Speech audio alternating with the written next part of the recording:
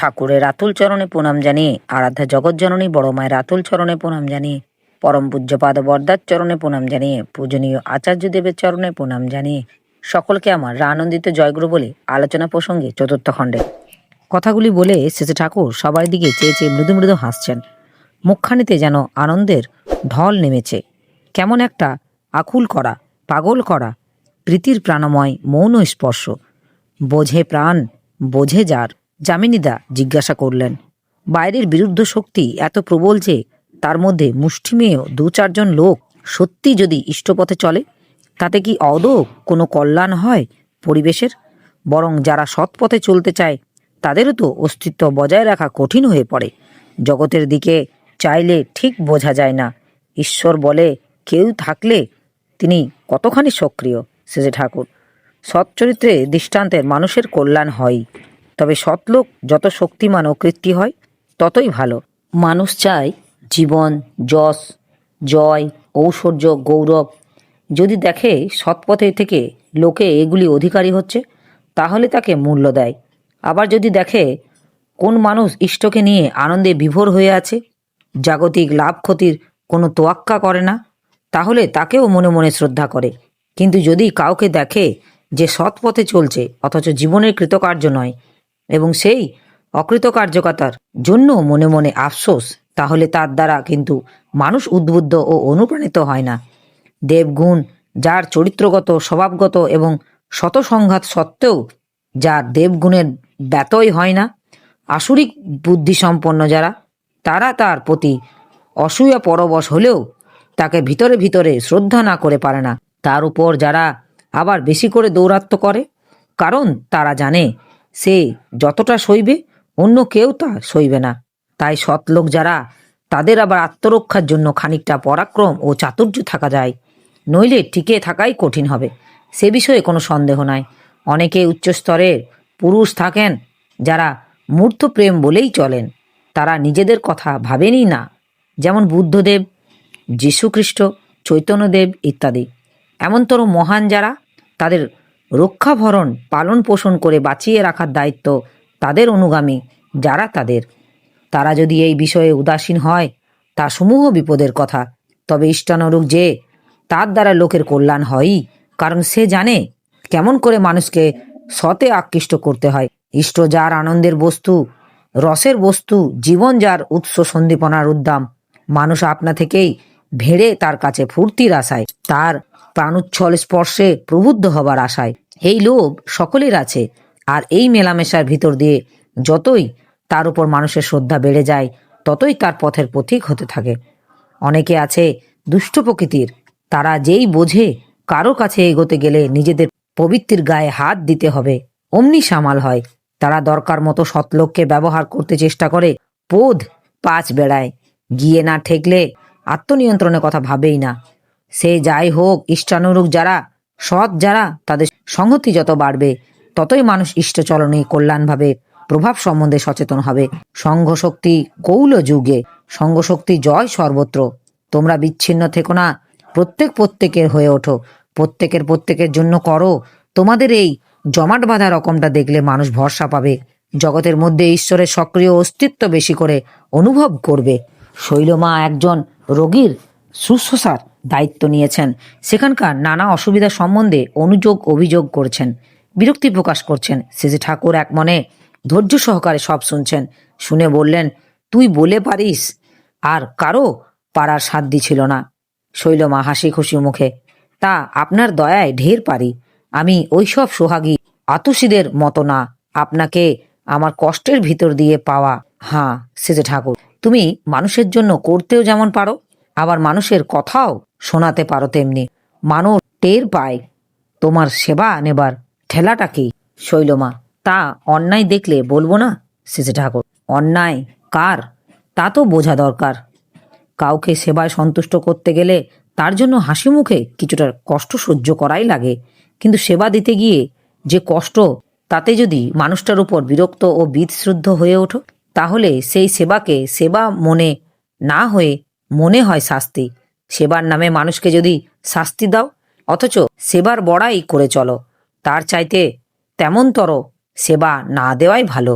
তাই দেখো, এত করেও তুমি একটা মানুষকে আপন করতে পারোনি। সেবার অহংকার নিয়ে মানুষ যখন সেবা করে তখন কাউকে আপন করে তুলতে পারে না। দরদ এবং শ্রদ্ধার সঙ্গে যদি সেবা করে তাহলেই মানুষ আপন হয়। শচীনদা, শ্লেচ্ছ বলে কাদের? শ্লেচ্ছ বলতে কি বিশেষ কোনো জাতি বোঝায়? শ্রীজি ঠাকুর, শ্লেচ্ছ মানে আমার মনে হয় ধর্ম ও কৃষ্টিকে অস্বীকার করে চলে যারা। শ্লেচ্ছ সব জাতির মধ্যেই থাকতে পারে। ধার্মিক সেও যে জাতির মধ্যেই জন্মগ্রহণ করুক না কেন, সে কখনো শ্লেচ্ছ নয়। শ্লেচ্ছতের প্রধান লক্ষণ হলো ঈশ্বরকে না মানা, প্রেরিতকে না মানা, কিংবা প্রেরিতগণের মধ্যে ভেদ সৃষ্টি করা। পূর্বতন কাউকে মানলেও বর্তমান যিনি তাকে মান্য না করা বা তাতে আনত না হওয়া। পিতৃপুরুষ ও পিতৃপুরুষদের সত্তা সম্বর্ধনী ঐতিহ্যকে উপেক্ষা করে চলা, প্রতিলোম বিবাহ এবং যৌনাচারকে প্রশ্রয় দেওয়া ইত্যাদি। যে যত উচ্চ কুল উদ্ভূতই হোক না কেন, এইসব কুলক্ষণই দেখলেই বুঝবে সে শ্লেচ্ছ চরাক্রান্ত। একটি ভাই জিজ্ঞাসা করলেন, ঠাকুর, আমার গান শিখতে ইচ্ছা করে, রাগ সঙ্গীত না আধুনিক কোনটা শেখা ভালো? শ্রীজি ঠাকুর, তোর যেটা ভালো লাগে সেইটে শিখবি, আর পারলে দুই রকমই চর্চা রাখবি। কোনটার সঙ্গে কোনটার বিরোধ আছে বলে তো আমার মনে হয় না। আগে কঠিনটা শিখলে পরে সহজটা তো আপনি করেই নেওয়া যায়। আবার সহজটা নিয়ে মকশ করতে করতে অনুরাগ প্রগাঢ় হয়, তখন কঠিনটা শুরু করা যায়। যেভাবে জুত পাও সেইভাবে করবে। উদ্দেশ্য যদি ঠিক থাকে এবং ধৈর্য সহকারে অনুশীলন যদি করো বিধিবদ্ধভাবে, তাহলে তোমার মতো কৃতিত্ব তুমি অর্জন করতে পারবেই। সঙ্গীত হলো গুরুগত বিদ্যা, তাই ভালো আচার্য ধরা লাগে। যারা শুধু যান্ত্রিকভাবে কসরত করে তারা সঙ্গীতের প্রাণ প্রতিষ্ঠা করতে পারে না। বিজ্ঞান হিসাবে খুঁটিনাটি যা কিছু বিশ্লেষণ সহকারে যত্ন সহকারে আয়ত্ত করতে হবে, কিন্তু শুধু তাতেই হবে না। সংশ্লেষণ সহকারে বিষয়ের মূল মর্মে পৌঁছে তাতে একাত্ম তন্ময় হতে হবে। যারা উপরে উপরে ভাসে তারা কোনো কিছুই রস নিষ্কাশন করতে পারে না। কোনো বিষয় নিয়ে মজা চায়, মত্ত হওয়া চায়, অনেকেই বাহবা বা পয়সা কড়ির লোভে একে একে দিকে ঝোঁকে, কিন্তু সুদীর্ঘকাল অজ্ঞাত অখ্যাত অবস্থায় নীরব তপস্যা করতে নারাজ। পরে বলে, করে দেখেছি, ওতে কিছু হয় না, সেটা ছেড়ে দেয়, আরও একটা ধরে, ভাবে তাতে নগদানগদি কিছু মুনাফা হবে, তাও হয় না, তখন হয়তো আবার মর্ত পরিবর্তন করে। এভাবে কিছুই জমিয়ে তুলতে পারে না, শেষটা অপরের দোষ দিয়ে ঘুরে বেড়ায়। এই রকমটা ভালো নয়। তাই সত্যিকার সহজাত ঝোঁক বুঝে জীবনের একটা পথ বেছে নিতে হয় এবং তাই নিয়ে লেগে পড়া থাকতে হয়। প্রত্যেক জিনিসের অসুবিধা আছে। অসুবিধার সম্মুখীন হলে যারা মনে করে অমুকটা করলে এই অসুবিধা হতো না, তারা জানে না যে প্রত্যেকটা ব্যাপারের সঙ্গে কতগুলি সুবিধা অসুবিধা একসঙ্গে জড়ানো থাকে। নির্জলা নিষ্কণ্টক নিছক সুবিধা আছে, কোন দিক দিয়ে অসুবিধা হবে বলে কিছু নেই। এমনতর কাজ জগতে নেই বললেই হয়। ভাইটি বললেন, আমার ওই দোষটি আছে, মতির স্থিরতা নেই, ভাবি এইটে করলে ভালো হবে, কিন্তু কিছুদিন পরেই ভালো লাগে না, তখন মনে হয় আরও একটা কিছু ধরি, তবে গানটা আমার সত্যিই ভালো লাগে। এখন আপনার উপদেশ মতো লেগে থাকতে পারলেই হয়। শ্রী ঠাকুর, ভালো লাগলেই কর, না করলে তো হবে না। এক এক জনকে দেখলে ফকাত করে কতগুলি কথা বেরিয়ে যায়। সে হয়তো জিজ্ঞাসা করে এক এক কথা, আমি হয়তো করছি আর এক কথা, তখন ভাবি অপ্রাসঙ্গিক কথা বললাম না তো, কিন্তু বহু ক্ষেত্রেই পরখ করে দেখেছি কথাগুলি তাকে বলার দরকার ছিল। বুদ্ধি বিবেচনা তো নেই, তাই পরম পিতার আপসে আপ সেখানে যা বলার বলিয়ে নেন, যেখানে যা করার করিয়ে নেন। আমিও কই আছি বসে, যা করাও তাতেই রাজি। শেষে ঠাকুর অপূর্ব শিশু সুলভ সারল্য দেখে সকলেই মুগ্ধ ও বিস্মিত। অতুলদা, অনিচ্ছা সত্ত্বেও তো অনেক সময় ভুল করে বসি এবং তাতে অনেক ক্ষতি হয়, এই সম্বন্ধে কি করা যায়? শেষে ঠাকুর, ভুল মানুষেরই হয়, ওতে ঘাবড়াতে নেই। এক ভুল যাতে বারে বারে না হয় সেদিকে লক্ষ্য রাখতে হয়। আর ভুল করার ফলেই যদি কোনো অমঙ্গল ঘটে গিয়ে থাকে তখন চেষ্টা করতে হয় সেই অমঙ্গলকে কোনোভাবে মঙ্গলে পর্যবসিত করা যায় কিনা। তা যদি করতে পারো তখন ভুল আর তোমাকে ঠেকাতে বা ঠকাতে পারবে না। ভুল তোমাকে আরও জ্ঞানী, আরও লাভবান করে তুলবে। সর্বাবস্থায় মঙ্গল প্রচেষ্টা নিয়েই চলাই চায়, তখন ভুল আর থমকে দিতে পারে না। আমি তাই কিছুতেই হাল ছাড়ি না। ভাবি, বাঁচাটা যখন আমার গরজ, ভালোটা তখন আমার স্বার্থ, তখন যেন তেন প্রকারেণ আমাকে ভালোতেই যেয়ে দাঁড়াতে হবে, যাতে সুখ স্বাচ্ছন্দ্যে বাঁচতে পারি। পরিবেশকে নিয়ে মঙ্গলের অধিকারে হওয়াটাই দয়াটাই যদি আমার না হতো তাহলে না হয় চুপচাপ থাকা চলতো, কিন্তু দয়াটা যখন আমারই, তখন বসে থাকা চলে কি করে? অতুলদা, আমাদের যে হতাশা আসে বারবার অকৃতকার্য হলে, তখন যে আপনা থেকেই মন ভেঙে পড়ে। শ্রী ঠাকুর, ওই অবস্থায় মন কি আমারও ভেঙে পড়তে চায় না? সে তো স্বাভাবিকই, কিন্তু ভেঙে পড়লে শুনছে কে বলো? বাঁচার চাহিদা ও প্রয়োজন শেষ পর্যন্ত অকাঠ্য ও অবাধ্য। মনকে বেশি দুর্বল হতে দিলে পরে তার জন্য আবার নিজেকেই প্রায়শ্চিত্ত করা লাগে। শরীর মনের যে ক্ষয়ক্ষতিটা হয় নিজেই তা আবার পূরণ করতে হয়। তখন গলদ ঘর্ম হয়ে যেতে হয়। বেঁচে থাকা ও বেড়ে চলার যে বাস্তব পবিত্র প্রয়োজন, তার হাত থেকেই যখন রেহাই নেই, এবং সেই রেহাই থাকাও যখন বঞ্চনীয় নয়, তখন যত তাড়াতাড়ি আঘাত ব্যাঘাত সামলে নিয়ে দাঁড়াতে পারি তাই তো করা ভালো। ভুল ভ্রান্তি, দুঃখ, দারিদ্র, আঘাত ব্যাঘাত, রোগ শোক এগুলি সত্য, সে বিষয়ে কোনো সন্দেহ নাই, কিন্তু এগুলির কাছে আত্মসমর্পণ করলে তো জীবন টেকে না। তাই এগুলির বিরুদ্ধে নিরন্তর সংগ্রাম করে জয়ী হতে হবে জীবনে। এগুলি পরাভূত করতে গিয়ে মানুষের শক্তি বৃদ্ধি পায়, আর তাই তো হয়ে দাঁড়ায় তার সম্পদ। তাই বাধাবিঘ্নের প্রয়োজন আছে জীবনে, নইলে মানুষের বুদ্ধি হতো না।